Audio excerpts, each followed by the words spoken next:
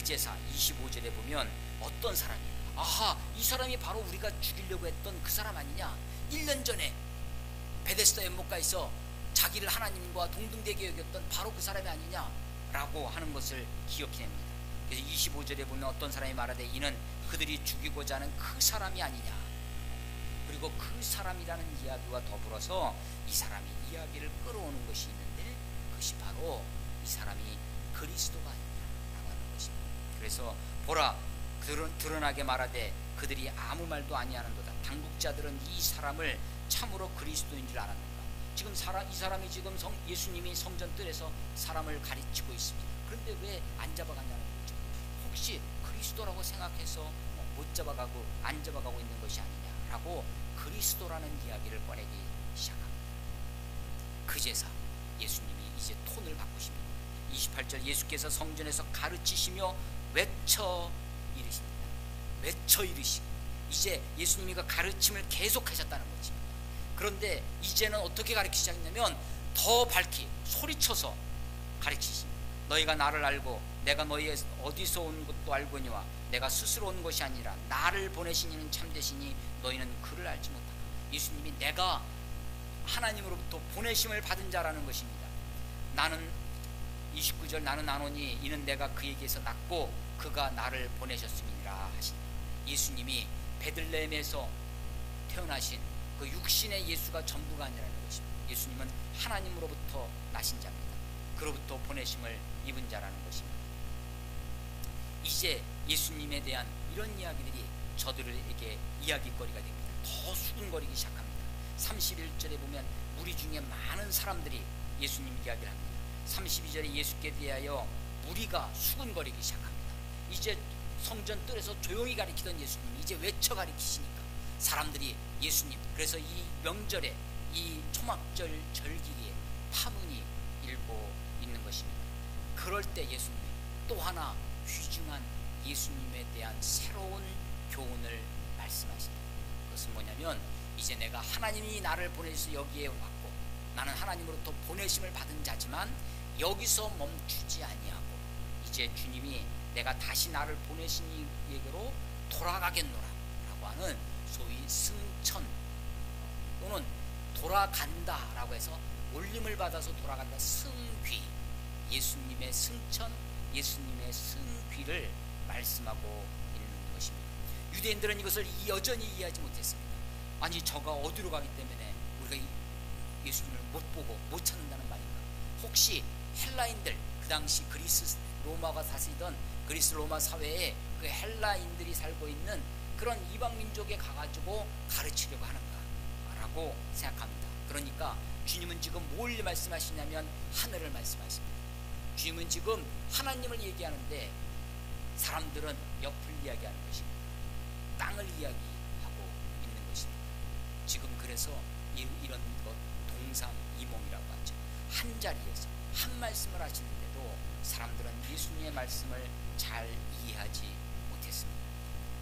자, 누가 하나님의 예수님의 이 말씀을 이해할 수 있겠습니까? 누가 예수님이 정말로 하나님이 보내신 자라는 것을 알 수 있겠습니까? 오늘 17절에 예수님은 우리에게 한 가지 힌트를 주신다.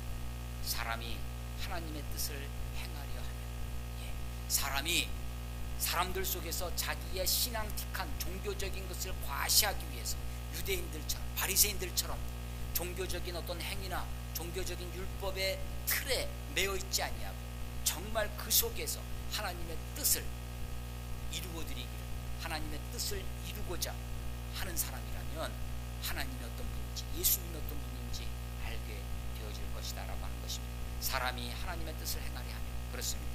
지금도 하나님은 온 세상 가운데 하나님을 알만한 것을 그들 속에 두셨다고 로마서 1장 19절에 말씀하십니다. 1장 20절에 보면 창세로부터 그의 보이지 않는 것들 곧 그의 영원하신 능력과 신성이 그가 만드신 만물에 분명히 보여 알려졌나니 그러므로 그들이 핑계하지 못할지라고 말씀하십니다. 전도서 3장 11절에 보면 하나님의 모든 것을 지으시되 때를 따라 아름답게 하셨고 또 사람들에게는 영혼을 사모하는 마음을 주셨다라고 말씀하십니다. 그렇습니다. 하나님을 알만한 것을, 소위 이것을 일반 계시라고 하는데, 하나님을 알만한 것이 세상 속에, 자연 가운데, 인간의 양심 속에, 또 역사 가운데 하나님을 알만한 것이 있습니다. 누구도 핑계하지 못할 것입니다.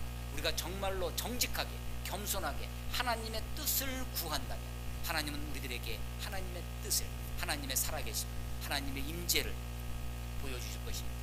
우리가 어떻게 이 땅에 살면서 하늘의 세계를 알 수 있겠습니까? 우리가 어떻게 육신에 머물고 있으면서 영이신 우리 하나님을 알 수 있겠습니까? 우리의 마음속에 정직한 마음으로 주님을 구하며 주님을 찾고자 하면, 하나님을 찾고자 하면 하나님께 대하여 갈급한 심령이 있는 그 사람에게 하나님 만져주시고 그를 축복하시고 그의 삶 속에 역사해 주실 줄로 믿습니다. 세상 사람들은 예수님을 귀신 들렸다고 이야기를 하고 예수님을 죽이려고 하는 그 속에 오히려 주님은 그들의 마음속에 파문을 일으켜서 유대인 사회에 이제 이로부터 한 6개월 후에 돌아오는 유월절을 준비하고 계십니다. 예수의 십자가를 준비하시고 형제들, 세상의 패턴, 그 페이스에 말려들지 않습니다. 사람들 앞에 대중적 인기를 끌어서 영합하면서 예수님이 그들의 마음을 홀려서 끌고 가려고 하지 않습니다. 오히려 그들의 마음에 가라앉아 있던 죄성을 일으킵니다. 성령이 오시면 우리에게 하시는 일이 있습니다.